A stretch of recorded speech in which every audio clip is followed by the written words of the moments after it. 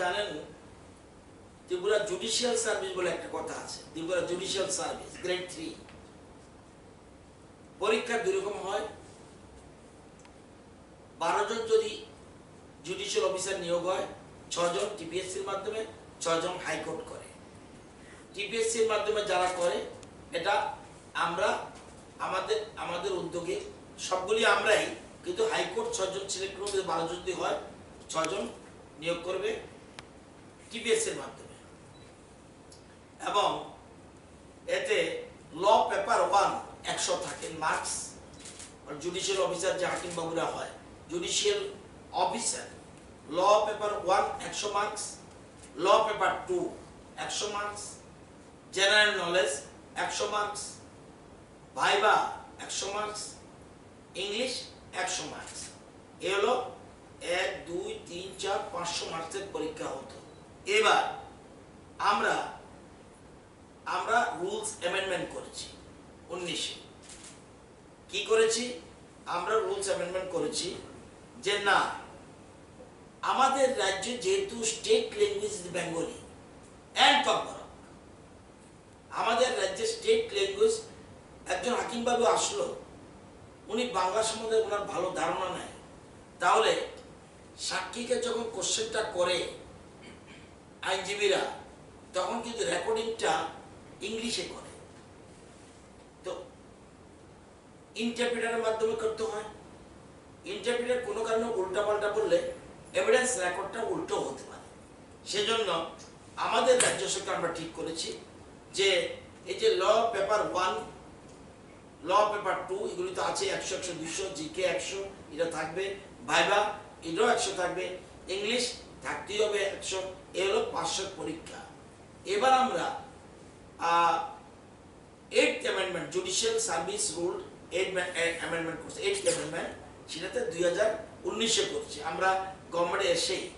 কারণ বাংলা আমাদের state language, বাংলার জন্য একটা 100 মার্ক থাকো, এটা প্রফিসিয়েন্সি টেস্ট বলে, এবং সেখানে বাংলারও একটা সিলেবাস থাকবে, এবং ইংলিশ তো আছেই, বাংলাও থাকবে।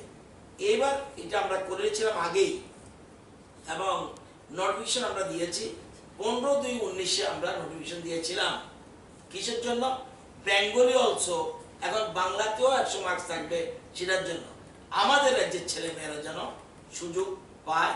কারণ এটার জন্য আমরা জুডিশিয়াল সার্ভিস গ্রেড 3 এটাকে আমরা amendment rule 8th amendment rule করছি। এখন আবার আমরা এর মধ্যে অ্যাপ্রুভাল দিচ্ছি আরেকটা, যেহেতু ককবরকও আমাদের স্টেট ল্যাঙ্গুয়েজ, সেই জন্য আমরা বেঙ্গলি অবলিক ককবরক আমরা দিচ্ছি, যাতে আমাদের রাজ্যের ছেলেমেয়েরা শুধুমাত্র ল্যাঙ্গুয়েজের কারণে, এমনি তো ল পেপার থাকবেই, ল্যাঙ্গুয়েজের কারণে যদি কোনো মার না খায়, সেজন্য আমরা Kokborok oblique Bengali, Kokborok oblique Bengali করে দিচ্ছি। এর জন্য আমরা অলরেডি সিদ্ধান্ত নিয়েছি, এটা মন্ত্রিসভা না, এটা অলরেডি ডিপার্টমেন্ট সিদ্ধান্ত নিয়েছে with the consent of the finance and chief minister, সবগুলি নিয়ে এটা আমরা সিদ্ধান্ত গ্রহণ করেছি।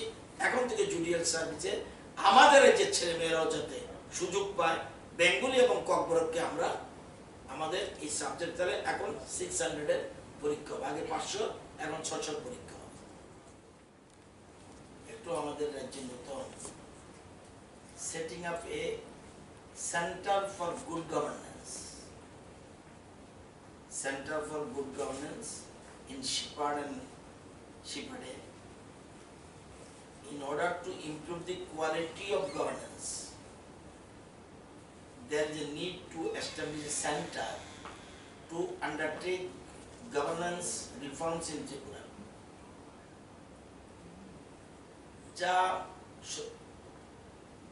যে ধরনের মান তো আছেই, যা আছে তার থেকে আরো বেশি প্রশাসনের মান উন্নয়ন করার জন্য এবং ত্রিপুরার প্রশাসনিক সংস্কারের জন্য সেন্টার ফর গুড গভর্নেন্স একটা প্রতিষ্ঠা করার দরকার আমরা মনে করেছি।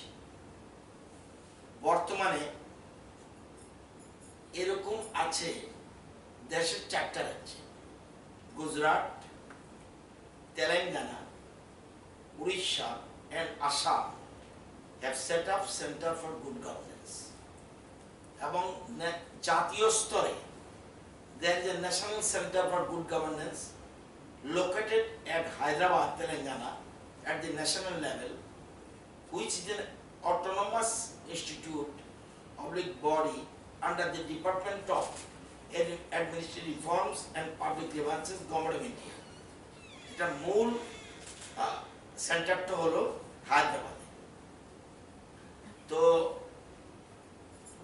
আমাদের সরকার সিদ্ধান্ত করেছে, আমরা প্রথম থেকেই আমাদের বিজেপি আইপিএফটি পরিচালিত সরকার প্রতিষ্ঠিত হওয়ার থেকেই আমরা সুশাসনের দিকে আমরা গুরুত্ব দিয়েছি এবং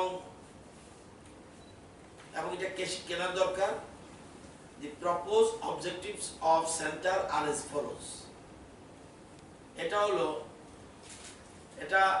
to study and assimilate good governance knowledge and practices in other states and countries, including the private and academic sectors. সরকারি এবং বেসরকারি এবং একাডেমিক সেক্টরের মধ্যে অন্যান্য রাজ্যে বা দেশে গুড গভর্নেন্সের কি অবস্থা রয়েছে, গুড গভর্নেন্সের কি অবস্থা রয়েছে সেগুলি স্টাডি করা, জ্ঞান অর্জন করা এবং অনুসরণ করা, এটার জন্যই আমরা এটা করতে যাচ্ছি। এবং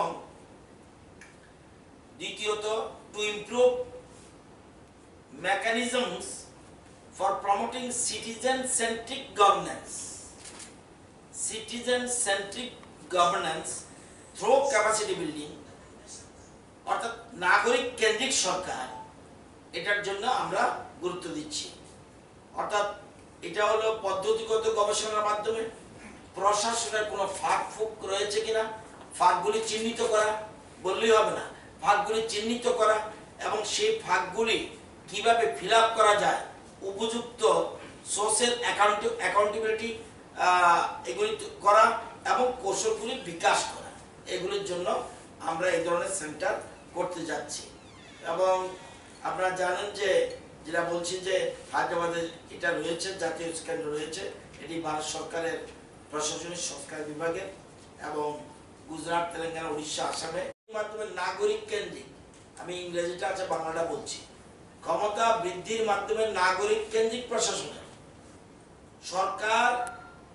সরকারটা সিটিজেন সেন্ট্রিক গভর্নেন্স হতে হবে। সরকার আমি সরকার বললে হবে না, সিটিজেন সেন্ট্রিক গভর্নেন্স, সেটার জন্যই এই ব্যবস্থা আমরা করছি। সোশ্যাল ক্ষেত্রে এমন বিভিন্ন সংস্থা ব্যক্তিদের সাথে নেটওয়ার্কিং, একটি প্ল্যাটফর্ম তৈরি করা যাতে তারা পারস্পরিক উপকৃত হয়, এবং সরকারের অভ্যন্তরে সুশাসন, ই গভর্নেন্স, উদ্ভাবন ও পরিবর্তনের ব্যবস্থাকে উৎসাহিত করা এবং এদের মাধ্যমে তথ্যের উপর রাজ্য ভান্ডার হিসেবে কাজ করা, সুশাসনের সেমিনার, সম্মেলন, কর্মশালা, প্রশিক্ষণ, এইগুলির জন্য আমরা করতে যাচ্ছি। এবং এটা মন্ত্রিসভা অনুমোদন দিয়েছে।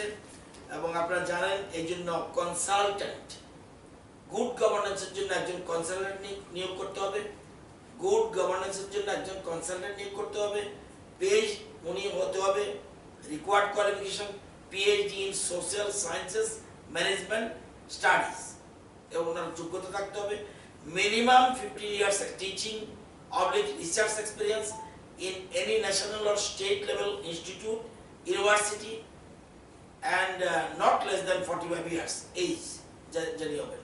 এবার এটা হলো consultant good governance.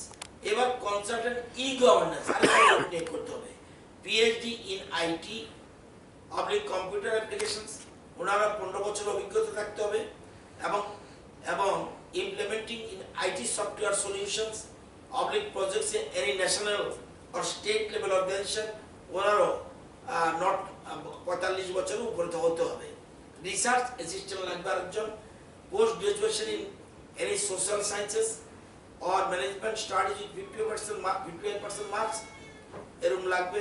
3 years of work experience with CSOs, government agencies. Data entry operator লাগবে, graduate in a discipline with computer knowledge 1 year of work experience with CSO government agencies, peon একজন লাগবে, মাধ্যমিক পাস। এই total আমরা করতে গেলে আমাদের বছরে আমাদের এমন বিল্ডিং করতে যাচ্ছি না, শিপার্টের এখানে আমরা অর্থাৎ শিপার্ট এখানে আমরা বসাচ্ছি, আমাদের এই ক্ষেত্রে 77,20,000 টাকা, 77,20,000 টাকা আমাদের বাৎসরিক ব্যয় হবে। কারণ আমাদের সরকার গুড গভর্নেন্সের দিকে গুরুত্ব দিচ্ছে, এটি আমাদের মূল উদ্দেশ্য।